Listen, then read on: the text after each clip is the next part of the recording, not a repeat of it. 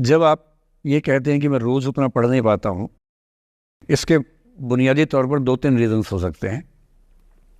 पहली बात तो कोई भी नहीं पढ़ पाता है, मैं भी नहीं पढ़ पाता हूँ उतना। हम लोग प्रिटेंड करते हैं कि हम बहुत पढ़ते हैं। ईमानदारी की बात है कि मैं आज तक कभी भी 1 घंटे से ज़्यादा एक साथ नहीं पढ़ पाया हूँ, और मैंने ठीक ठाक पढ़ाई की है वैसे, है ना। आप भरोसा कर सकती है इस बात पे। एक तो अपने आसपास ऐसे लोगों से बचिए जो बार बार दबाव बनाए कि मैं तो बहुत पढ़ता हूँ, तो कितना पढ़ती है।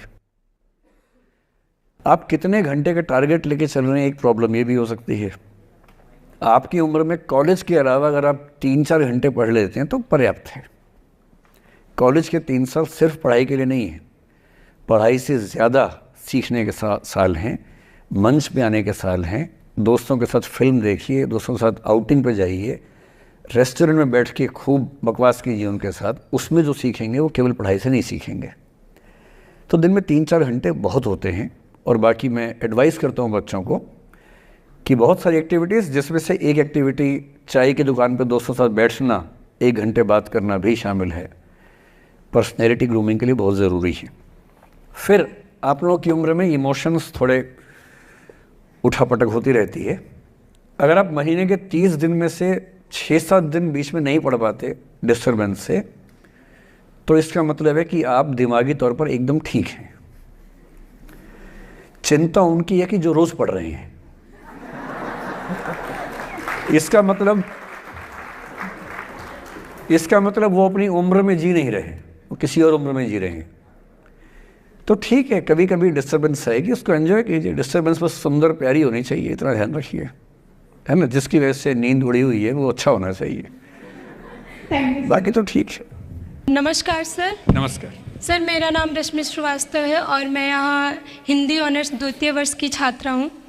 सर, सबसे पहले तो मैं आपको बहुत बहुत धन्यवाद देना चाहूँगी सर। आपसे मिलकर बहुत अच्छा लग रहा है मुझे, और ये मेरे लिए बहुत बड़ी सौभाग्य की बात है। सर, मेरा प्रश्न है आपसे कि सर, मेरे साथ ऐसा हुआ कि मैं बचपन से बहुत अच्छी स्टूडेंट रही, और सर मेरी ज़िंदगी में ऐसा एक वक्त आया जब मुझे 2 बार असफलता का सामना करना पड़ा, और सर तीसरी बार मैं सफल हुई। परंतु सर, आज भी वो डर मेरे मन से नहीं जा रहा है। अभी भी मैं उसको फेस नहीं कर पा रही हूँ कि मैं कैसे फेल हो गई। और सर, कभी ऐसा होता है कि मैं सो रही हूँ और रात में मुझे वो डर लगता है कि आगे मैं नहीं कर पाऊँगी। मुझे ऐसा लगता है कि आगे अगर मैं कुछ अच्छा करना चाह रही हूँ तो मुझे उस असफलता का डर रहता है कि जो मैंने फेस किया है, और सर मैं उससे उभर नहीं पा रही हूँ। मतलब मेरे ख्याल से ये असफलता आपसे ज़्यादा आपके माहौल की, आपके पेरेंट्स, आपके टीचर्स की है कि उन्होंने आपको, मतलब कुछ बच्चे अपने आप से इतनी उम्मीद पाल लेते हैं कि फेलियर झेल नहीं पाते। आप वैसे बच्चों में हैं। जो आपने कहा ना कि मैं शुरू से बहुत अच्छी स्टूडेंट रही हूँ, ये दुर्भाग्य की बात है, ये अच्छी बात नहीं है। मैं नहीं चाहता कि बच्चे अच्छे स्टूडेंट बने। अच्छे स्टूडेंट का मतलब जो बहुत पढ़ाकू किस्म के होते हैं, सीधे स्कूल से घर, घर से स्कूल, घर में घुसते ही होमवर्क करना शुरू किया, वैसे बच्चे ज़िंदगी में बड़े परेशान रहते हैं। बच्चों को होना चाहिए छटा हुआ टाइप का, शरारती, बदमाश, मतलब काम भी करें स्कूल का, लेकिन बेसिकली आपको स्मार्ट होना है, कॉन्फिडेंट होना है। पढ़ाकू होने से ज़िंदगी बहुत अच्छी नहीं चलती है। ज़िंदगी के लिए ना व्यक्तित्व चाहिए। हुआ क्या आपके साथ, आपको बता दिया गया कि अच्छा बच्चा वो है जो पढ़ता है, होमवर्क करता है, आपने वो सब किया। तारीफ़ें आपकी इतनी हुई होंगी कि बेटा तुम तो कुछ भी कर दोगी, आपको भरोसा हो गया कि मैं कुछ भी कर दूंगी। लेकिन ऐसी ऐसी तारीफ़ें हर गांव, हर मोहल्ले में कई बच्चों की हो रही थी। जब उन सब में कंपटीशन हुआ तो कुछ सफल हुए, बहुत सफल नहीं हो पाए। तो जो सफल नहीं हो पाए उनको बहुत बेचैनी हुई। आपका सौभाग्य है कि अब तीसरी बार में सफल हो गई। कई ऐसे लोग हैं जो कभी सफल नहीं हुए ज़िंदगी में, उनको भी तो जीना है। तो मैं एक ही बात कहूँगा, अपने आप से उम्मीदें कम कर लीजिए। और ये आसान नहीं होता है। इसका तरीका ये है कि 1-2 ऐसे अच्छे दोस्त जो अच्छे भी हैं, दोस्त भी हैं, और बहुत उम्मीदें ना रखते हैं, ना आपको रखने देंगे अपने आप से। डायरी लिखने से लेकर कुछ अच्छे उपन्यास पढ़ना, अच्छी फिल्में देखना, जो आपको सहज होना सिखाएं, न कि महान होना सिखाएं। महानता से बड़ा कोई रोग नहीं है, इस चक्कर में नहीं पड़ना है। सामान्य होना है। असली जद्दोजहद सामान्य होने की है, महान होने की नहीं है। सहज होना है। तो अपने आप से क्या कहना, रोज़ कहना है कोशिश पूरी करूँगी, सफलता मिल गई तो बढ़िया, नहीं तो क्यों डरे ज़िंदगी में क्या होगा, कुछ ना होगा तो तजुर्बा होगा, और भाड़ में जाए सीधी सी रात। नमस्ते सर। सर मेरा क्वेश्चन थोड़ा सा इनसे अलग है। सर जैसा आपने कहा कि लेट गो करना चाहिए, लेकिन क्या करना चाहिए? लेट गो हाँ, करना चाहिए। हमने भी ये चीज़ सुनी है कि जिसके नसीब में जो लिखा होता है एक दिन उसे वो मिलता ही है, तो उसके लिए हमें परिश्रम करना चाहिए।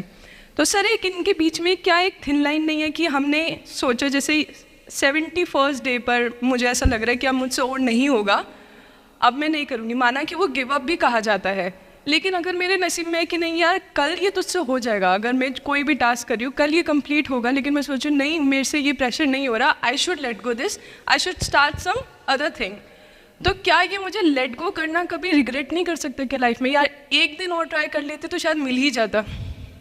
देखिए, जो नसीब का मामला है, मेरे ख्याल से आपकी उम्र में नसीब को नहीं मानना चाहिए। दुनिया में किसी को नहीं पता कि नसीब है या नहीं, और है तो कितना है। सब तुक्का लगा रहे हैं, मैं भी तुक्का लगा रहा हूँ, ठीक। जो हार जाता है ना, उसको तसल्ली देना बहुत ज़रूरी है, वरना वो जी नहीं पाएगा। और पराजित व्यक्ति को तसल्ली देने के लिए सबसे अच्छा शब्द है नसीब, भाग्य, नियति, बहुत ज़रूरी है।